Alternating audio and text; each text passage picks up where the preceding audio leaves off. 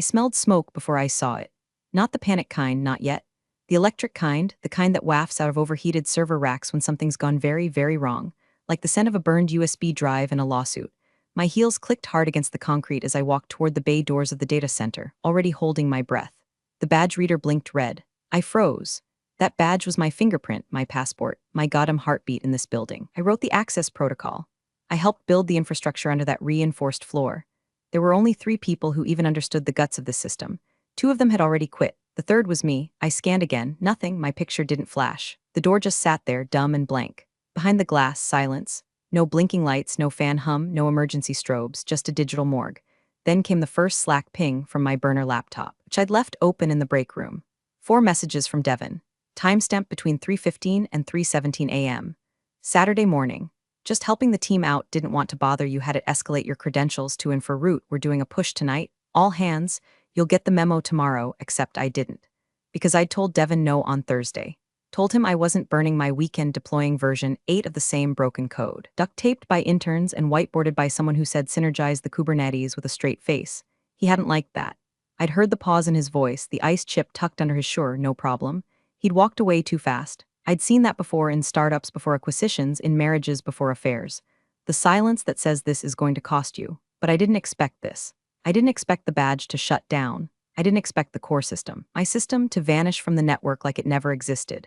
And I sure as hell didn't expect to be standing here, Sunday night, watching a puff of black smoke drift lazily from the side vent of a data tower that shouldn't even be active right now.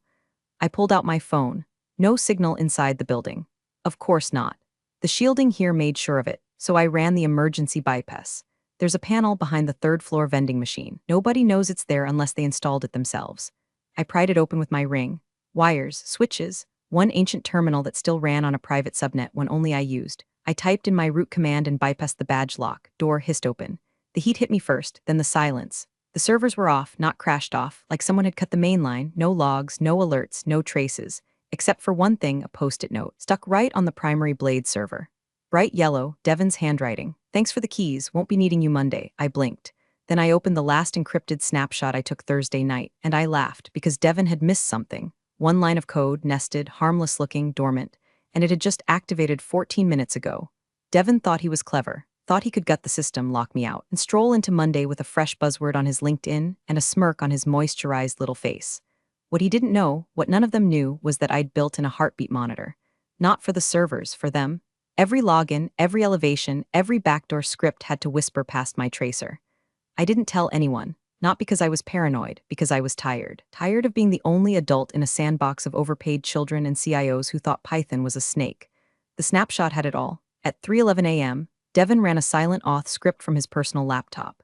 Mistake number 1, the IP didn't even match the whitelist. That triggered my sleeper line. At 3:14 a.m., he cloned the entire container stack into a shadow environment. Not to test, to replace. By 3:19, the original system was deleted. Not retired, deleted, erased like a crime scene, except for the trapdoor, because I had one, buried in a deprecated permissions handler under the old HR module, the one they never migrated, the one with a button that said generate bonus letter but actually fired off a rollback to the core architecture. They never asked why HR kept glitching. I tapped the terminal twice, pulled up the trace. My trapdoor hadn't just activated, it screamed.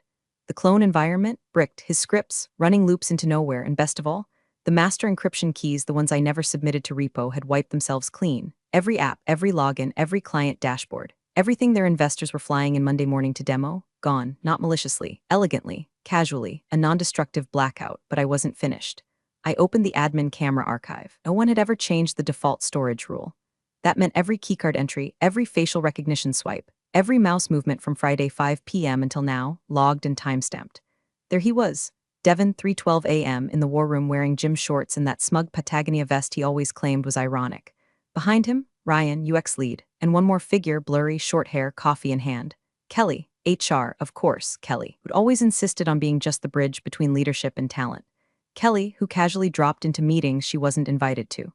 Kelly, who asked me 3 months ago hypothetically if we had to offboard someone with server access, how long would it take before things failed? They had it all figured out, except for me. I wasn't crying. I wasn't panicking. I was building, because if they wanted to erase me from the system, they forgot I was the system. By Monday 8:07 a.m., the office was hemorrhaging noise. I watched from the far end of the courtyard cafe across the street, oat milk latte in hand, oversized sunglasses on, like some revenge noir knockoff. Except this wasn't a movie. This was my system unraveling in real time, and they were trying to staple confetti over a forest fire. Devin burst out the glass doors with the energy of a man who just realized his entire digital architecture was made of papier-mâché. He was yelling into his AirPods like the poor things owed him an apology. Ryan followed, eyes bugged out, holding two phones and somehow still trying to reboot a Chromebook like it was a defibrillator. They couldn't even log into Slack. The real kicker. The client dashboard for this morning's investor demo redirected to a 404 page with a message that said, "Scheduled maintenance. Please contact the lead engineer." It listed my name with my personal Gmail. I'd let them stew just long enough. By 9:12 a.m., I got the first email. From Kelly. Subject, urgent clarification needed on info credentials high, just checking in. Were there any remaining access protocols you didn't hand off before the weekend push? Please advise ASAP. Thanks. That smiley face, I could almost hear her blink as she typed it. Kelly always sugarcoated her betrayals like they came with a gift card. I didn't respond. At 9:34, Devin broke the silence with a text. Devin, need to talk. There's been confusion re-credentials. Can we hop on a quick call? Confusion, he says. Like I tripped over a power cord on my way to brunch. I sent him one message. You revoked my access, so reviving your system might be outside my current job scope. Winking face, he didn't reply. Instead, the company's Slack flared up again through my private back channel. See, while they were busy trying to Frankenstein their demo, they forgot I still had a ghost node running on a shadow subnet, one they'd never documented. I called it Basilisk, a read-only observer node, nested so deep in the architecture it didn't even have a name in the registry. Basilisk pinged me the minute they tried to run a recovery job off the cloned environment. They were using the wrong script. It tried to reinstall a backup that hadn't passed authentication, which meant one thing: they didn't have the real backups because I never put them in the cloud. I kept them on an encrypted partition, one that required biometric unlock and the original recovery phrase. And that phrase? Written by hand on the inside of a charity book I donated 3 weeks ago, to the free swap shelf in our break room. I bet they tossed it with the rest of my things. And if they didn't, they'd have to find the right book. Out of 72, all with black spines and fake titles like quantum branding for market synergy. Good luck, kids, but the real twist, there was no backup, because the only thing I'd saved was me. At 11:02 a.m., I got a LinkedIn notification. Devin had updated his profile, acting head of infrastructure and security interim. Interim my ass, that was fast. Guess he was too busy to notice that the post included a screenshot, his only screenshot of our dashboard with metrics I'd personally doctored for investor vanity. The irony? That screenshot was from the test environment, which didn't exist anymore. But sure, slap it on your resume, king. I wasn't angry, not really. Anger is sharp, fast, stupid. This was something colder. The kind of silence you get right before a storm takes the roof off. Because now it wasn't just about me. Now I saw it for what it really was, a clean handoff, a soft coup. They didn't just revoke access. They wiped my name from the Git history, unassigned me from Jira, scrubbed documentation, replaced it with AI summaries that couldn't tell a load balancer from a blender. Even the onboarding doc I'd spent months crafting? Gone. Replaced by a Notion page titled Welcome Engineers written in bullet points and bold lies. They were trying to erase me, so I gave them something they couldn't erase. At 11:47 a.m., I pushed a patch, not through the mainframe. Through the QA sandbox, Ryan insisted we keep for design validation, a dusty little server that still had write access because no one ever updated the IAM policies. I disguised the patch as a Figma integration. Cute, right? The moment they opened it, all files labeled Final V2 Really Final were replaced with a looping GIF of a fish trying to download Java. Harmless, annoying, psychological warfare. Devin messaged me again. Devin, okay, seriously. This is getting childish. You're hurting the team, not just me. Let's fix this before it goes further. I almost replied, which team? The one that deleted me like a bad commit? But instead I sent him a ZIP file. It contained a single image, the server room, 3:14 a.m., Devin in the frame, his laptop tethered to the main terminal, the timestamp, the logs, the violation, and below it a line of text in courier font. I didn't burn the house down, I just turned off the smoke detectors. No reply. Kelly emailed. Subject, reconnecting, hi. No pressure, just wondering if you might be open to consulting short-term while we navigate a few technical hiccups. Can offer a generous package, flexible terms.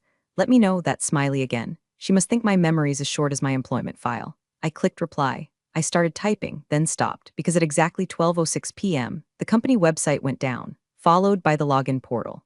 Then the CRM. One by one, like dominoes in a funeral march.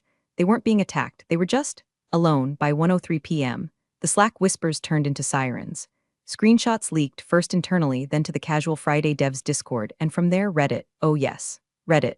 r/sysadmin, r/tech fails, and the kicker r/overemployed. Or someone posted a photo of Devon's acting head of infra badge with the caption, "This guy replaced his lead engineer, then bricked his own product." It hit front page in under an hour. Meanwhile, Basilisk kept feeding me footage. Ryan pacing in the UX lab like he was trying to birth an idea out of pure panic. Devon in the executive washroom, red-faced, slapping the hand dryer like it insulted his GPA. Kelly, now she was interesting. She stayed calm, too calm. At 1:16 p.m., she called someone, not from her work phone, from her personal one. I ran the number through a burner script. Contact name, John Board, bingo. She wasn't just HR, she was a plant. Board adjacent. She'd been building a narrative from the start, quietly documenting conflicts, suggesting I was resistant to team integration, and that the system was too reliant on one engineer. That's why she asked me that offhand question about offboarding. She wasn't being curious. She was plotting the fall. They didn't want me to burn out, they wanted me to vanish, and then fail without me. But the worst part, they almost pulled it off, almost, until they made the fatal mistake of trying to monetize my absence before they understood what I'd built. This wasn't just a stack of code. It was a living thing. Recursive, self-documenting, version collapsing. I designed it to adapt, to protect itself. So when they tried to redeploy using their Frankenstein clone, they triggered a containment protocol I'd left deep in the scheduler daemon, something I affectionately named Clean Slate. Clean Slate didn't delete, it reset to factory defaults. That meant no permissions, no saved schemas, no custom logic, just empty fields like the whole company was born 10 minutes ago. By 1:43 p.m., realized what happened. By 1:45, Devon called me, not text, called. I watched the name flash on my screen and let it ring. Then ring again, he tried from another number and then another. Finally, he left a voicemail. His voice shook, not rage, not ego, fear. "Hey, listen, I know things got sideways, but we really need you to, there are contracts due. Clients are calling. Can we talk, please?" No apology, just desperation. I let the silence hang like a noose. Then I opened my laptop and started writing my invoice. By 2:11 p.m., the money started talking. Kelly emailed again, this time no smiley face, no faux warmth. Subject, immediate engagement terms high. Please see attached proposal for emergency reinstatement. Includes 1-month retainer, full control of infra, and title restoration. Optional equity conversation. Please respond within the hour. There it was. Sweet sound of backpedaling in Helvetica. I didn't open the attachment, didn't need to. I could smell the desperation through the screen like burnt toner and cold sweat. I could feel the boardroom shaking under the weight of unanswered client calls, expired SSL certs, and a product roadmap now indistinguishable from a ransom note. But I wasn't interested in equity. Not anymore. I wanted the autopsy. So I logged into Basilisk, opened the backdoor vault, and reviewed every internal message flagged in the last 72 hours.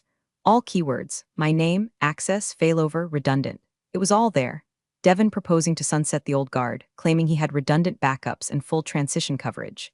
Kelly reassuring the board that Marla's architecture is brilliant but inflexible, that this is the right time to bring in someone more scalable. Even Ryan chimed in, honestly, don't need her if we hire 2 juniors and just copy her Jenkins pipeline. It's not rocket science, 2 juniors. Jenkins, God help them. Then came the clincher, an email thread from Friday titled Post-Marla Roadmap. They had pre-scheduled the announcement, full takeover. Devon leading the new infrapod, Kelly promoted to Chief of People Strategy, Ryan absorbing Product UI. My name wasn't even in the email. Just one line, she'll be out by Monday. We pulled access already. That was Friday. When I was still writing the final deployment notes, when they smiled at me in the hallway and said, "Have a great weekend," the venom tasted like honey, but I wasn't here for vengeance.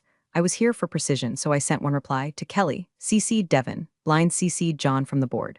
Thanks, burner script. Subject, engagement terms. Hi Kelly, thanks for the offer. My hourly rate has changed. Attached is the new engagement structure, including emergency restoration fee, sabotage recovery, premium architecture, resuscitation, surcharge, board briefing, retainer, mutual NDA retroactive to Friday. All tasks begin after full payment is received. I'll need a clean laptop.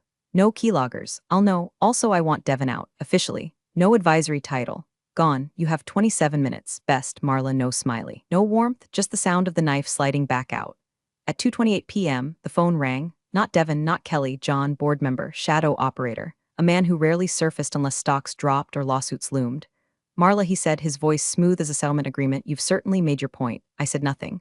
I've reviewed your terms, he continued. And I have 2 questions. I waited. 1, he said, can you fix it? I sipped my now cold latte, let the pause stretch. Yes, and 2, how long until Devon knows he's fired? I smiled. He already does. There was a pause, then the sound of him exhaling. I could practically hear the boardroom's glass walls trembling behind him. You start at 3. He hung up. I stood up, dropped a 20 on the table, tip for the cafe staff who'd unknowingly hosted the quietest corporate coup this year, and walked back across the street. Inside the lobby, the badge reader blinked green. Someone had reactivated it. Cute. As I stepped into the elevator, Ryan came out of nowhere, face flushed, hair damp like he'd been stress sweating for 2 hours. Marla, he stammered, hey, I didn't know, look, I didn't mean any of, I cut him off. Your Figma folder's corrupted, I said. You should really stop storing prod mockups in your downloads folder. He blinked. Wait, what? The elevator doors slid shut in his face. Third floor, executive, war room. Kelly was already there, typing furiously, dressed like she'd been styled by a crisis PR agency. When she saw me, she stood up too fast, like I might physically combust if she didn't bow quick enough. Marla, she breathed, we're so glad to have you, save it, I said, dropping my bag on the table. Where's the clean laptop? She gestured weakly toward the box on the table. New, sealed, no tampering. I opened it, powered it up. Ran 3 checks, passed. Where's Devin? She hesitated. A voice cut in from the hall. Right here. He looked like hell. Shirt wrinkled, eyes red, ego leaking out of every pore. I just wanted to say you're trespassing, I said, not looking up from the terminal. John approved your exit. His mouth opened, then shut. He stood there for 5 full seconds, then turned and walked out. And that's when I launched phase 2. They thought I was just going to restore the system. But I didn't come back to save their company. I came back to own it. By 3:37 p.m., the system was alive again, but not theirs. I had restored what they asked for technically. The backend ran, the dashboards loaded, the client portals responded, the logs were clean, the certificates renewed, the chaos contained. On the surface, everything looked identical. But under the hood, I had rewritten the bones. Every dependency now pointed to modules I controlled. Every critical script housed in a Git repo under my ownership. New architecture, cleanly documented, beautifully abstracted, so abstracted they'd need me to make even the smallest change. Not out of spite, out of design. You don't fire the architect and expect the blueprints to keep building themselves. Kelly hovered like a ghost near the glass wall, phone in hand, whispering updates to someone, probably John. She caught my eye once, tried to look grateful, but I saw it, the calculation behind the lashes. She was already working on her next move, so was I, because during the restore I made one final addition. Buried inside a health check-in point, nested behind 3 layers of innocuous code comments was a contract. A living one. An autonomous legal trigger, time-stamped, hashed, notarized on-chain. It documented the events of the last 72 hours, access revocation, credential tampering, unauthorized system duplication, and sabotage. The moment anyone touched the wrong part of the system again, that contract would be sent, automatically, to their legal, their board, and half the CTOs on the West Coast. A kill switch? No, a consequence switch. At 3:49 p.m., I stood up, closed the lid of the laptop. Systems operational, I said. Ryan looked like he wanted to applaud, but wasn't sure if I'd break his fingers. Kelly offered a tight, corporate smile. We'll have legal finalize everything by end of day. No need, I said. We're done. I walked out, past the server room, past the new interns pretending not to stare, past Devin's empty desk, now a monument to cautionary tales and misplaced ambition. In the elevator down, I felt it, not relief, not victory, something sharper, ownership, because they tried to delete me. And now, every login, every heartbeat of their precious infrastructure was mine. Appreciate you sticking around, you legends of the break room. Subscribe for more chaos. Let's make your old managers spill their coffee in fear.